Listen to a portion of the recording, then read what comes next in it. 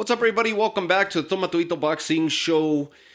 Let's talk a little bit of last minute business as it relates to this past weekend fights, because there was a fight that took place out in Monte Carlo, Matchroom Boxing, Eddie Hearn's Matchroom Boxing, headlined by none other than one of the standouts for the last few years, and he was a unified champ for this division before he lost to Marlon Tapales. This was a fight that he was supposed to fight Stephen Fulton, or a fighter that was supposed to fight Stephen Fulton, when Fulton happened to be the other unified champ.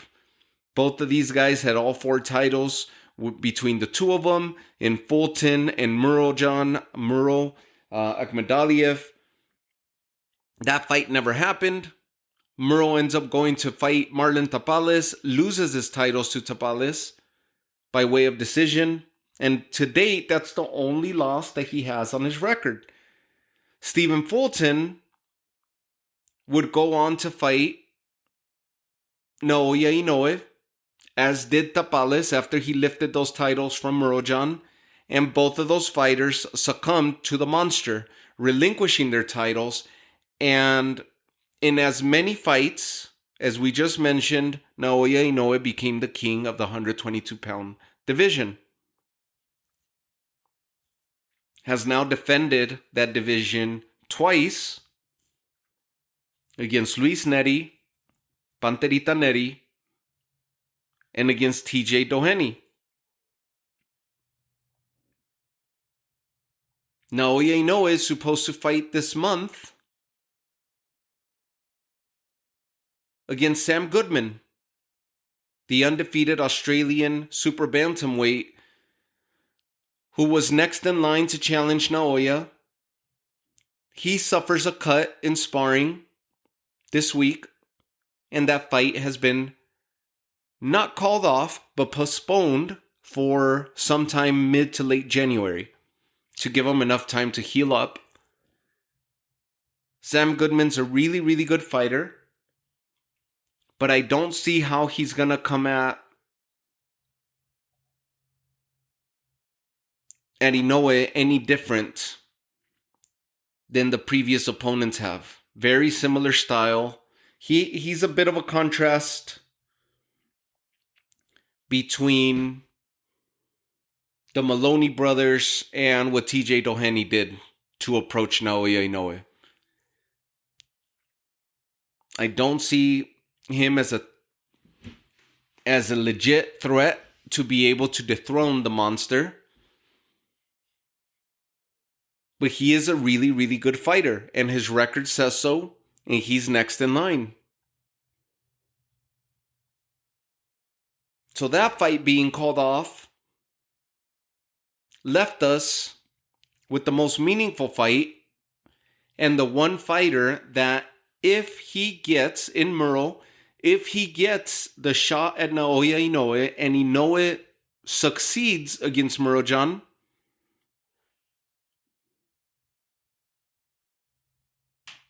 that would mean the end of a successful run as Super Bantamweight for Inoue. Not that it hasn't been, it has. But that's the only other name. There's 2 names that Naoya Inoue, everybody's been clamoring for. One of them is basically eliminating himself in Riel Casimero because of his personal issues. Can't make weight, has issues, has gone through suspensions, you name it. Riel Casimero never faced Inoue at 118, had multiple issues, basically talked himself out of a fight with Nonito Donaire when that fight was meaningful, and now continues to do the same things. There's been some failed drug tests, I believe, and then weight issues that continue to plague him, and he just can't get his act right. But those are the 2 big names that everybody would want to see. Riel Casimero against Inoue and Murodjon Akhmadaliev against Inoue. And that would mean with 2 victories for Inoue, with these 2 fighters, he would have cleaned out the entire division. Nothing else for him to accomplish here. And of course, as time continues to pass by, you got new players in the division that are making names for themselves and claims at having a shot at Naoya Inoue the longer he stays in the division. We see it with Canelo Alvarez at 168, where now you have Diego Pacheco. You just got William Skull, who ended up winning the vacant IBF title that the IBF stripped Canelo from or of. William Skull beats Shishkin earlier in the year, and now he holds a title. And now he wants to be a big player for Canelo Alvarez sweepstakes. You got Demetrius Andrade, who never managed to take part in those sweepstakes. You got David Benavidez, who ended up migrating north. David Morrell, who migrated north. Now those two fighters are going to share the ring because they never got the Canelo sweepstakes. Diego Pacheco's lining himself up. Christian Mbili. Derevchenko's still hoping that he has a shot since he got to fight Triple G. He got to fight Munguia. He got to fight Mbili. He's hoping that at some point before he retires that he gets a shot at Canelo. Well, with Inoue, that's the same case. And the reason I bring this up and I'm trying to wrap this in is because this very same weekend, before we dive in fully to Murodjon, in the undercard of Jaime Munguia, Bruno Suras, and Tijuana, you have two super bantamweights who are making a claim. One of them specifically, in Alan Picasso, the 24-year-old Mexican sensation who has an amazing record, and he happened to be active on the undercard of Jaime Munguia Suras, and he came away with another stoppage win.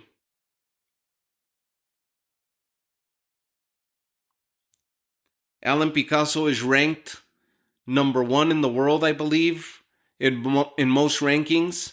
Number 4 overall, I believe, by some organizations.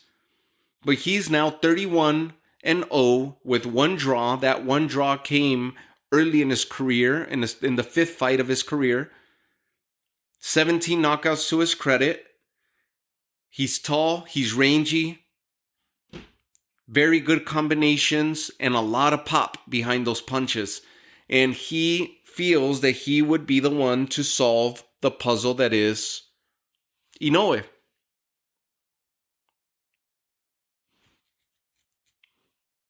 You have Gucci Manny, who campaigns between bantamweight and super bantamweight, trains out of Indio, actually trains in the same camp as Murodjon. You have Tito Acosta, who's promoted by Miguel Cotto and Golden Boy, co-promoted by both. He's another big player at the 122 pounds who's climbing the ranks. Elijah Pierce, another fighter that was not Tito Acosta, but Tito Sanchez, sorry. Jose Tito Sanchez. He's the one that's co-promoted by Golden Boy and Cotto.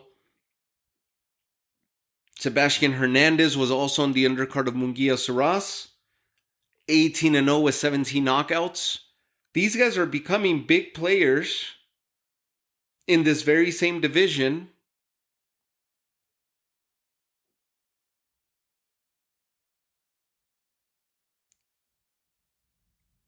And which is giving you multiple options aside from Marlon Tapales, who we know already dominated. Fulton, who migrated north. Luis Neri, who after his defeat to Inoue is migrating north to 126. John Riel Casimero, who is possibly the best option that everybody would ask for, right next to Murodjon Akhmadaliev.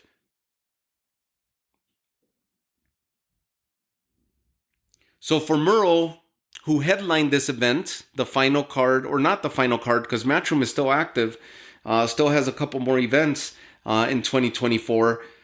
But Murodjon headlines this card in Monte Carlo and is now 13-1 with 10 knockouts to his credit, defeating Ricardo Espinoza Franco, a veteran fighter who had a lot of experience and in the end succumbed to the body shots and the hooks, the power hooks of Murodjon. Speed, he was able to match speed, punching ability, combinations. They were fairly even until the power started being the difference maker for Murodjon, and eventually ends up caving ESPINOZA and dropping him and stopping him.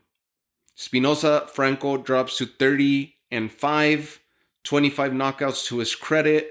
Murodjon becomes the second person to stop him.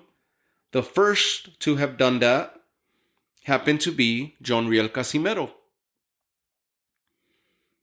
Another notable defeat that Espinoza has in his resume was at the hands of Danny Roman. Very solid resume, very good work, very good fighter in Ricardo Espinoza, and Murodjon stops him in the third round. It was a hell of a performance by Murodjon. In the post-fight interview in ring, he's calling out Naoya Inoue for nearly 2 minutes, both in his native tongue and his attempt in English. Very evident that he's next. Naoya Inoue gets on social media shortly thereafter and says, why would he want to fight a man that lost to Marlon Tapales when Naoya Inoue dominated Tapales? He has no reason to fight down, but he'd rather fight up. So we don't know if that fight's going to happen, but Murodjon has the strongest claim right now to an Inoue fight. Right next to him, I would put Riel Casimero if he's able to straighten up his act. Next up, Sam Goodman.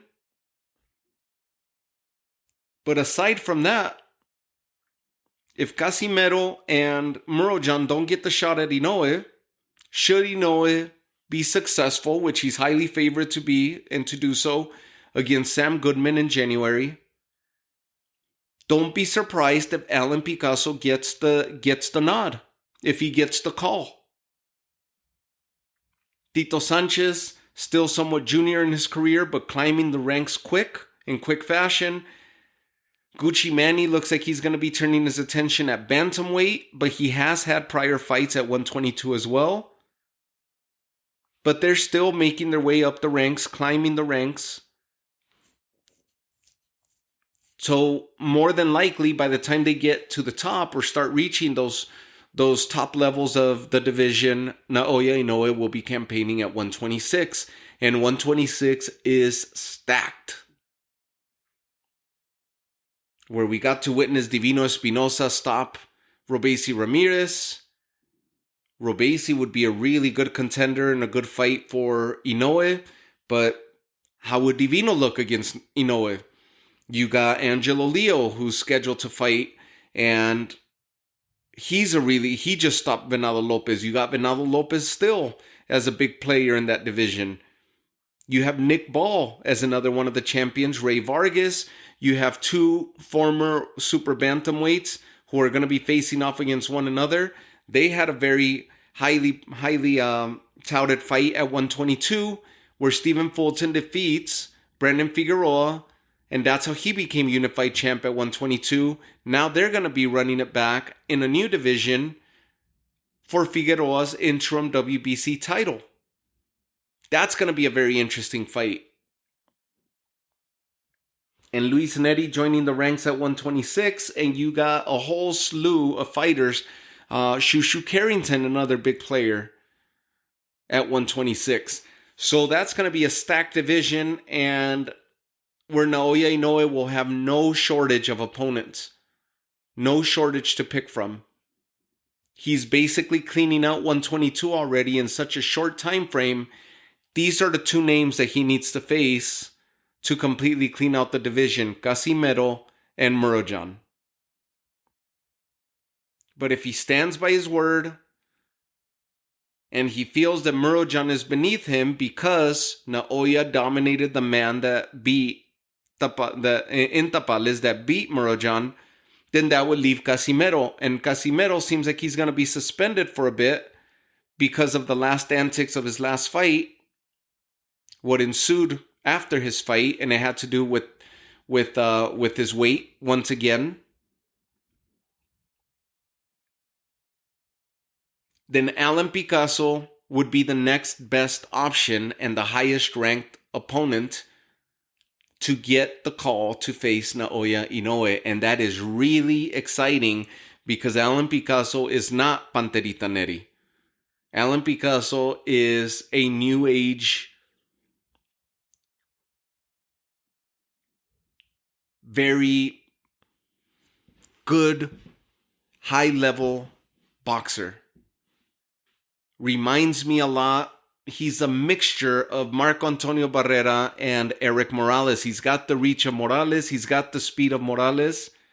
But puts the combinations together like Marco Antonio Barrera.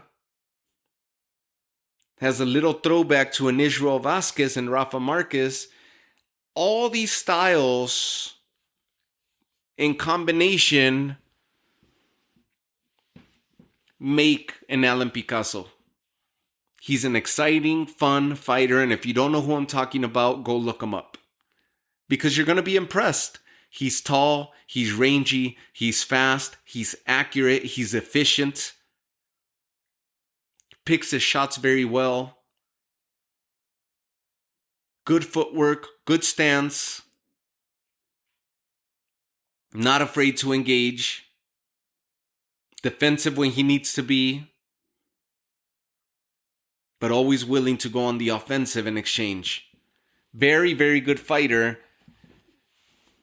And I wouldn't be surprised if he gets the nod against Naoya Inoue up next. Of course, Inoue has a task at hand in Sam Goodman, and I may be writing him off. But the matter of styles, I don't see Sam Goodman giving him much headaches.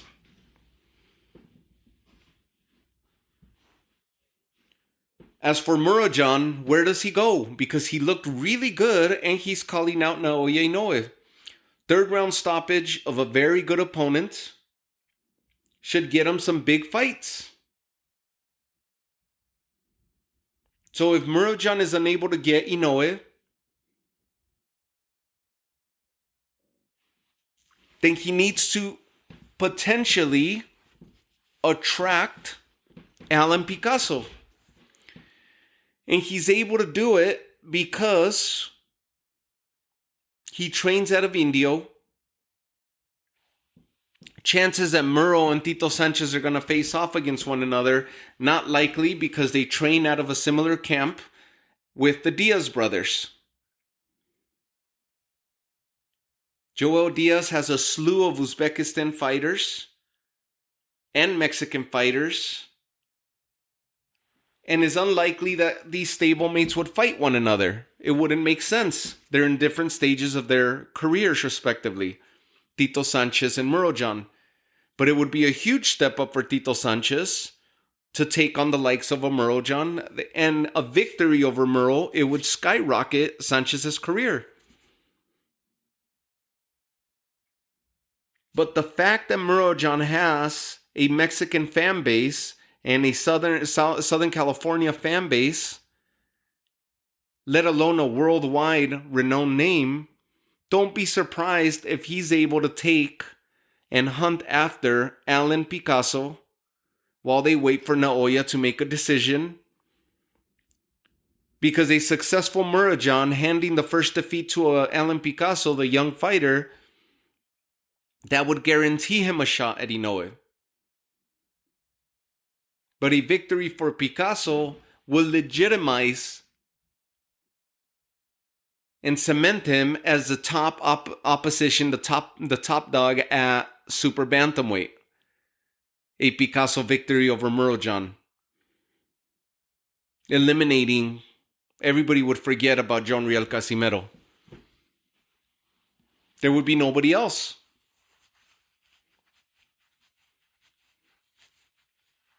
So very, very interesting the way that this division's playing out. Naoya has a stranglehold over it.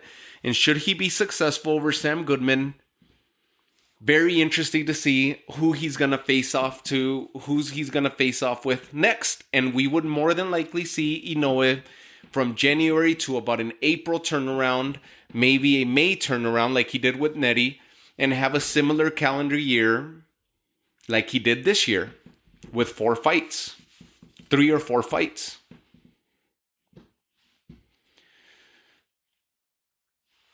So I'll leave you guys with that. That's the recap of this past weekend's fights. 3 episodes and a big recap.